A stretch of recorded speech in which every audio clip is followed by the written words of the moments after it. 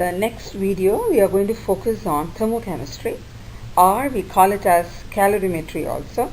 There are two kinds of calorimetry we do, constant pressure and constant volume. I'm not going to go in detail about these things. What we are going to discuss is only the application of these and do some questions on them. So you will learn two new terms, specific heat and heat capacity also. So before actually going into doing questions, let's understand the units of each one of them.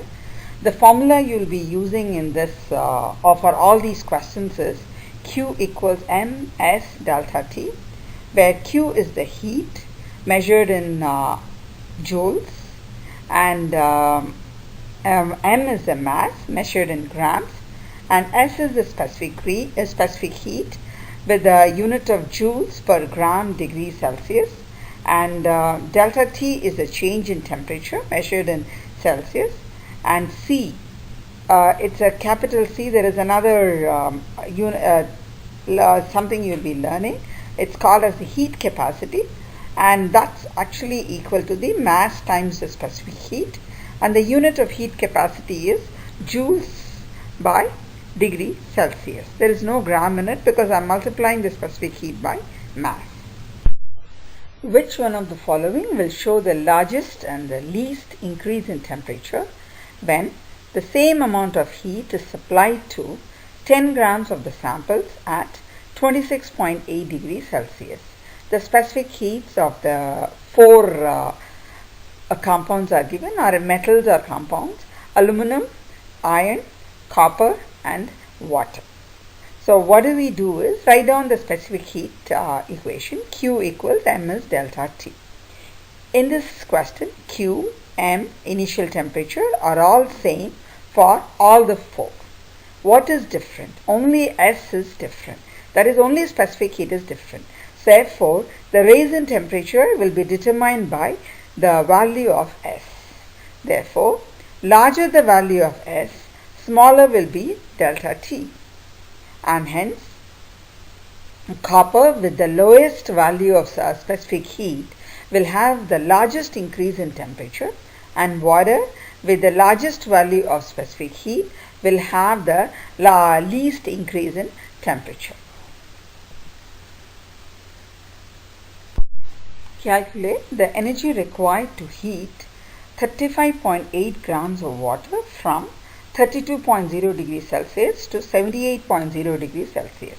Specific heat of water is given. A simple question. Apply the formula Q equals ms delta T. Mass is given, and the only thing you should take care is mass should be in the unit of grams. Specific heat is given, and the change in temperature, final minus initial. Put all the values into it and get the value of Q. The value of Q will come in joules, which is being converted into kilojoules. A 46.0 gram copper rod at 254 degrees Celsius was added into 100 gram of water at 25 degrees Celsius. So the temperature of water is 25. Assuming no energy transfers to the surrounding, calculate the final temperature of the system, and specific heat of water is given, specific heat of copper is also given. So what's actually happened is a hot copper rod is put into water. So as a result, temperature of copper will decrease and the temperature of water will increase. So what we can say according to the principle of calorimetry is heat gained by water is equal to heat lost by copper. And since these are all happening under constant pressure, the heat is same as the energy. So therefore, I write ms delta T equals negative ms delta T. So the mass of copper, mass of water, specific heat, and the initial temperatures, just put all the values into it. You have to calculate the value of final temperature. So once you substitute, you can get the value of final temperature, and that comes as 34.3 degrees Celsius. A 50 gram metal at 80.2 degrees Celsius is dropped into 23.5 grams of water at 25.6 degrees Celsius. The final temperature is 42.8. So you've been asked to identify the metal and calculate the heat capacity C of the metal. So if you want to identify the metal, we need to get the specific heat of the metal. So apply the same formula, heat gained by water equals heat lost by metal, ms delta T equals ms delta T. Substituting all the values into it, and the specific heat of water is not given, but you can take it. I get the specific heat of the metal as 0.904, and referring to the table, you can refer to literature for it. The metal with the specific heat 0.904 is aluminum. They have asked you to find out the heat capacity of the metal also. Heat capacity is mass times specific heat. So multiply the specific heat you got by the mass of the metal, and I get the heat capacity also. So now it's a different kind of a question. We are going to take the reaction, and then based on that we are going to do some calculations. So 500 milliliter of 0.40 molar hydrochloric acid reacts with 500 milliliter of 0.20 molar barium hydroxide in a constant pressure calorimeter with total heat capacity including the reaction solution of 1.48 kilojoules per degree Celsius. So this is a neutralization reaction. So basically the reaction is between hydrogen ions and hydroxide ion, and the heat released for that, it's a strong acid strong base reaction. The heat released is always the same, that's equal to, and for a general reaction it's given as 56.2 kilojoules. So when the reaction negative, because heat is released, so when the reaction is complete, what is the temperature increase of the calorimeter? So basically inside the calorimeter a reaction is occurring. They are asking how much the temperature would have increased. So if you look at the equation, that the heat released negative 56.2 is for 1 mole of water. So if we could get the actual heat release when I mix up whatever number they have given and calculate the amount of water, I'll be able to calculate the heat released. So the first step I'm going to do is calculate the moles of hydrogen ions. So I have 0.40 molar HCl and 500 ml HCl. So the moles of H positive is 0.2 mole. Same way moles of hydroxide ions is calculated, and that comes as 0.2 mole.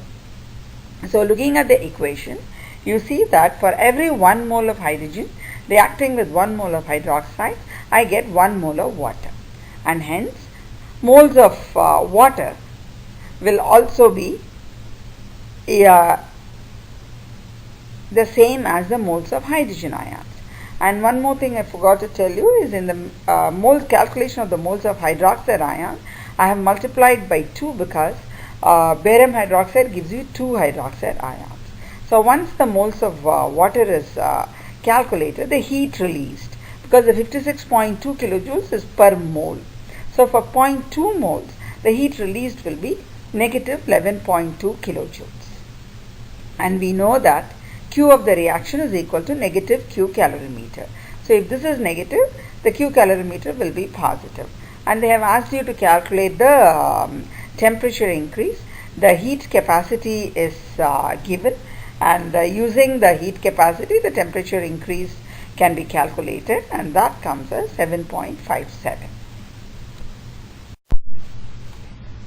400 milliliter of 0.375 molar HCl is mixed with 400 milliliter of 0.375 molar sodium hydroxide, another neutralization reaction. The temperature, initial temperature is 22.8. After you mix it, the temperature rises to 25.4. So you are asked to calculate the delta H for the neutralization reaction. So since this value is a constant, you have to get a value of around 56, because that's what you got in the, it was given in the previous question.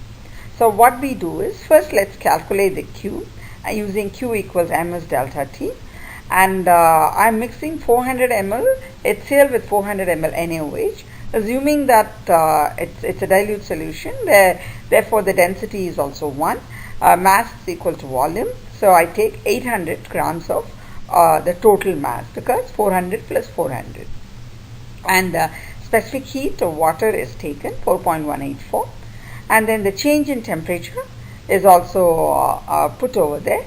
So using that, the value of Q is calculated. and the Q comes as 8.50 kilojoules.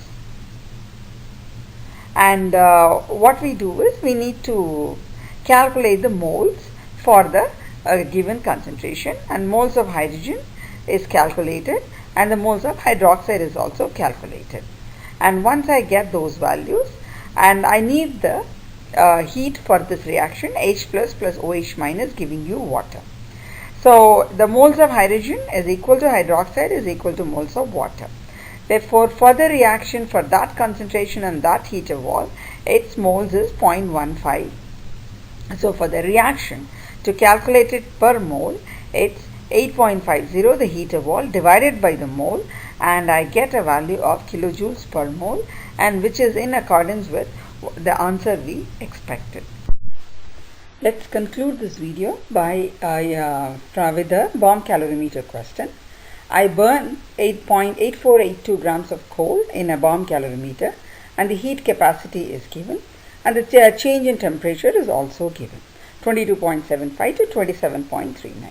Calculate the heat of combustion of coal in kilojoules per gram. We start off the question by calculating the Q. The value of Q is calculated by after substituting the value of C and delta T. Once I get the value of Q, you know that the Q reaction is the opposite of Q calorimeter, and I need it per gram. So by dividing it by the mass of the coal, I get the value of Q of the reaction, that's negative 28.60. So in all these questions, the only thing you should remember is the Q reaction is always opposite to the Q of the calorimeter, so you have to flip the sign.